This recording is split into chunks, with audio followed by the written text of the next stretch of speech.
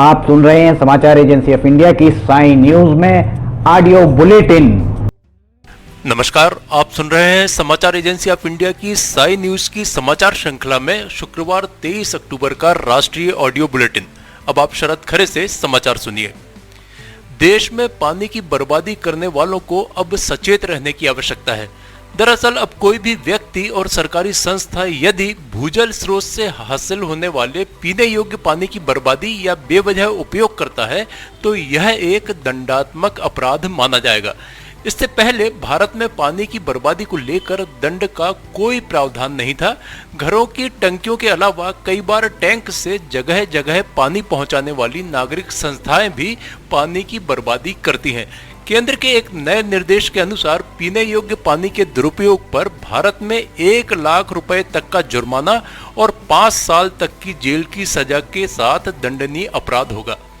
CGWA ने पानी की बर्बादी और बेवजह इस्तेमाल पर रोक लगाने के लिए 8 अक्टूबर 2020 को पर्यावरण संरक्षण कानून 1986 की धारा 5 की शक्तियों का इस्तेमाल करते हुए प्राधिकरणों और देश के सभी लोगों को संबोधित करते हुए 2 बिंदु वाले अपने आदेश में कहा है कि इस आदेश के जारी होने की तारीख से संबंधित नागरिक निकाय जो कि राज्यों और संघ शासित प्रदेशों में पानी आपूर्ति नेटवर्क को संभालती हैं और जिन्हें जल बोर्ड, जल निगम, वाटर वर्क्स डिपार्टमेंट, नगर निगम, नगरपालिका विकास प्राधिकरण, पंचायत या किसी भी अन्य नाम से पुकारा जाता है, वे यह सुनिश्चित करेंगी कि भूजल से हासिल होने वाले पीने योग्य पानी की बर्बादी और उसका बेजा इस्तेमाल नहीं किया जाएगा।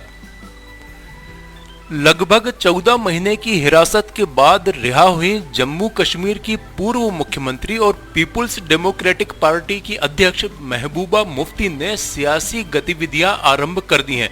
इतने महीनों बाद पहली बार किसी प्रेस कॉन्फ्रेंस को संबोधित करने आई महबूबा मुफ्ती ने घोषणा की है कि उनकी पार्टी जम्मू कश्मीर को वही दर्जा यानी अनुच्छेद 370 हटने से पहले वापस दिलाने में जमीन आसमान एक कर देगा। महबूबा मुफ्ती ने कहा कि भारत जम्मू कश्मीर की सिर्फ जमीन चाहता है, उसके लोग नहीं। महबूबा ने कहा कि वे अनुच्छेद 370 फिर से लागू होने तक कोई और झंडा नहीं उठाएंगी।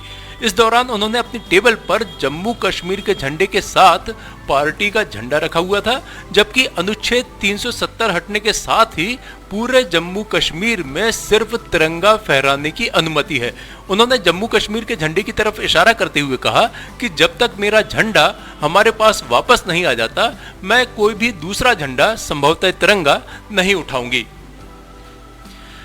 वैज्ञानिकों ने कहा है कि कोविड-19 के मामले में भारत में किए गए एक परीक्षण में गंभीर बीमारी के बढ़ने से रोकने और मौतों की घटाने में प्लाज्मा थेरेपी का सीमित असर ही देखने को मिला है। ब्रिटिश मेडिकल जर्नल BMJ में बृहस्पतिवार को प्रकाशित अध्ययन में अप्रैल और जुलाई के बीच भारत के अस्पतालों में भर्ती कोविड-19 के हल्के लक्षण वाले 464 वयस्कों को शामिल किया गया था। प्लाज्मा पद्धति के तहत कोविड-19 से स्वस्थ हो चुके लोगों के प्लाज्मा से संक्रमित मरीजों का उपचार किया जाता है। अध्ययन के तहत 239 वयस्क मरीजों का मानक देखभाल के साथ प्लाज्मा पद्धति से उपचार किया गया, जबकि 229 मरीजों का मानक स्तर के तहत उपचार किया गया। 1 महीने बाद सामान्य उपचार वाले 41 मरीजों की तुलना में प्लाज्मा दिए गए 44 मरीजों की गंभीर बीमारी बढ़ गई या किसी अन्य कारण से उनकी मौत हो गई।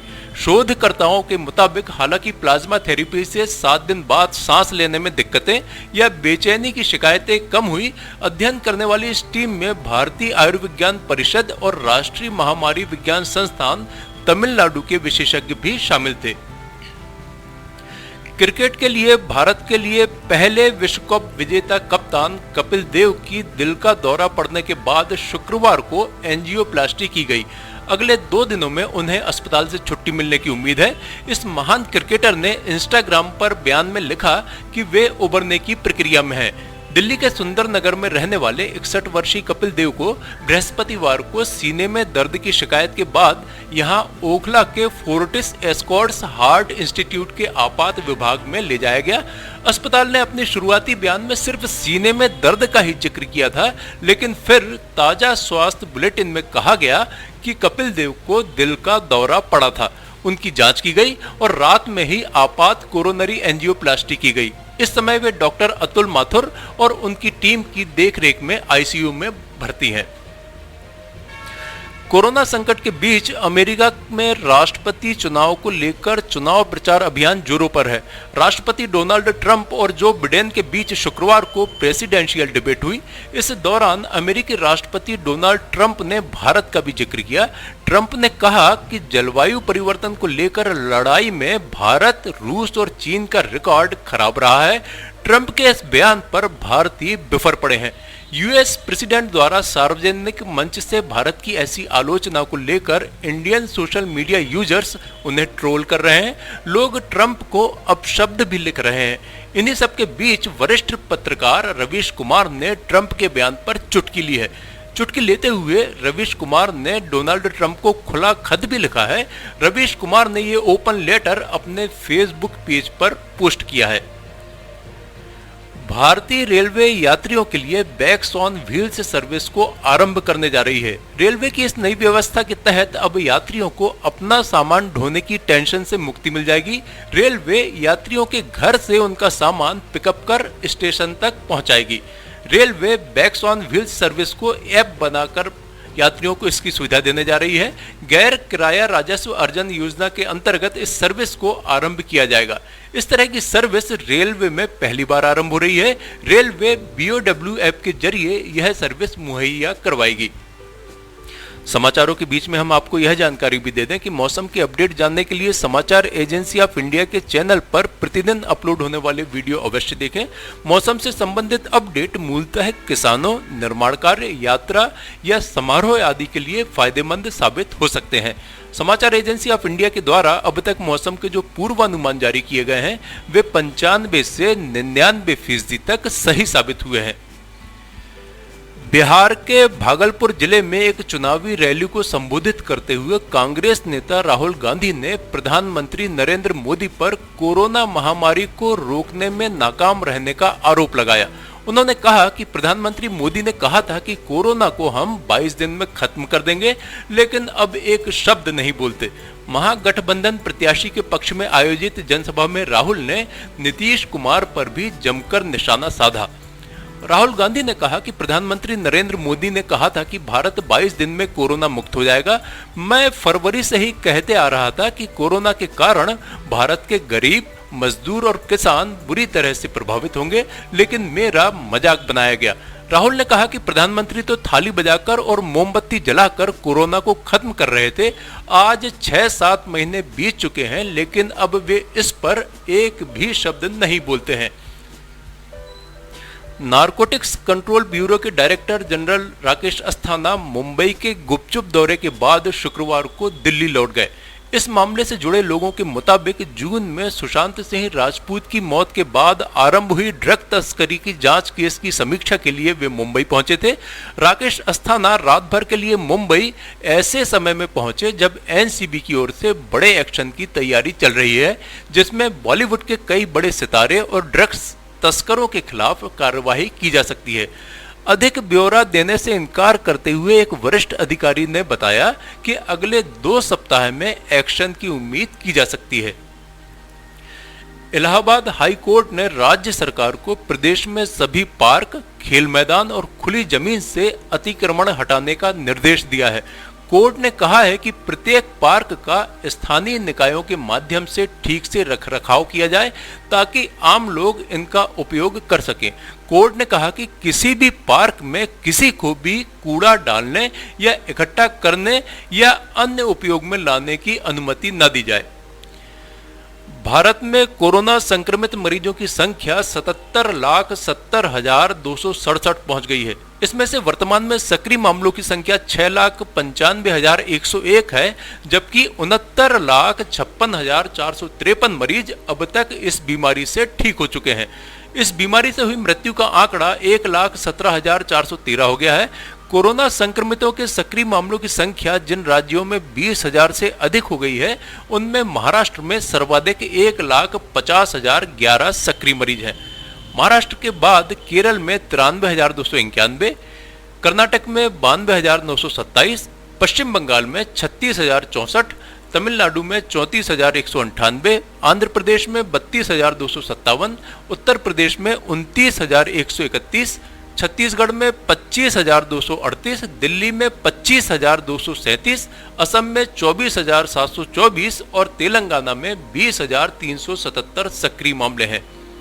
आप सुन रहे थे समाचार एजेंसी ऑफ इंडिया की साई न्यूज में शुक्रवार 23 अक्टूबर का राष्ट्रीय ऑडियो बुलेटिन। शनिवार 24 अक्टूबर को एक बार फिर हम ऑडियो बुलेटिन लेकर उपस्थित होंगे। आपको ये ऑडियो बुलेटिन यदि पसंद आ रहे हो तो आप इन्हें लाइक, शेयर और सब्सक्राइब अवश्य करें।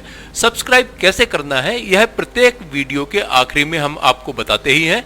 अभी आपसे अनुमति लेते हैं। नमस्कार। नमस्कार दोस्तों, हम आपको आज बताने जा रहे हैं कि समाचार एजेंसी ऑफ इंडिया के साई न्यूज़ और समाचार एजेंसी ऑफ इंडिया के चैनल को आपको किस तरह सब्सक्राइब करना है।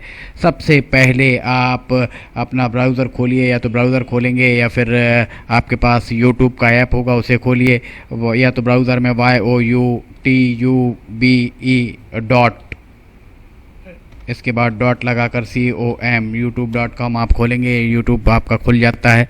यूट्यूब में आप लॉगिन हैं, साइड में यहाँ आपको लॉगिन करना होगा। लॉगिन करने के बाद आप इसमें टाइप करिए, इस जो आपका ये इसके अंदर LIMTYKHARE आप टाइप कीजिए।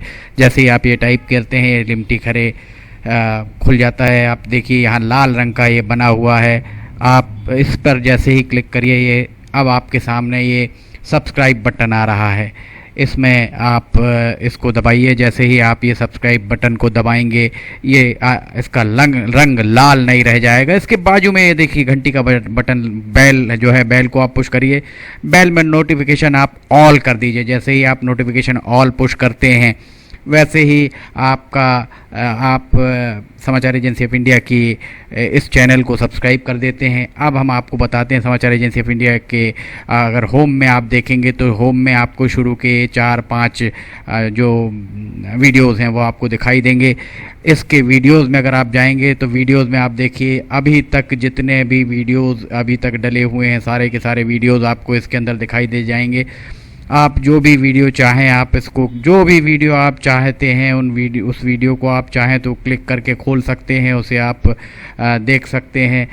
ये उदाहरण के लिए हम आपको बताते हैं कि जैसे मान लीजिए ये आपको मौसम का अपडेट है, ये आप खोल के देखिएगा, ये खुल गया। इसमें ये विज्ञापन भी आपको शुरू में चलते दिखेंगे।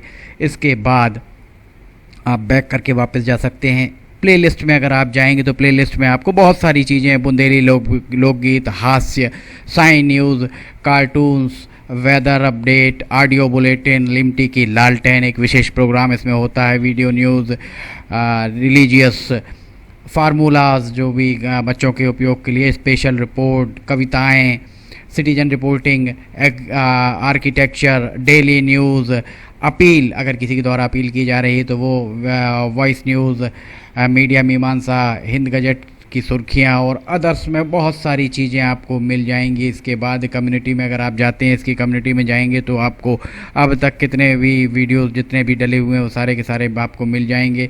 अबाउट में इसके क्या है, समाचार एजेंसी ऑफ इंडिया के जरिए देश प्रदेश में घटने वाली घटनाओं, समसामयिक विषयों पर चर्चाएँ, ऑडियो बुलेटिन्स, मौसम के अपडेट, स्टूडेंट्स के लिए जानकारियाँ, मनोरंजन आदि को स्थान दिया जाता है।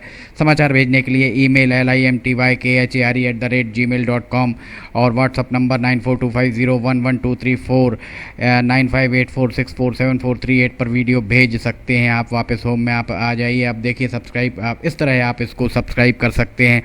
सब्सक्राइब ज़रूर करें और अपने दोस्त मित्र यारों को कराएं, ताकि जैसे ही आप सब्सक्राइब करते हैं, सब्सक्राइब करने के बाद इसमें जितने भी वीडियोज़ आएंगे वो तुरंत आपने, चूँकि ये बेल आइकॉन जो हमने आपको दिखाया है, बेल आइकॉन आपने पुश किया है, इसलिए जितने भी वीडियोज़ आएंगे वो सारे के सारे वीडियोज़ आपको तत्काल मिल जाएंगे। नमस्कार।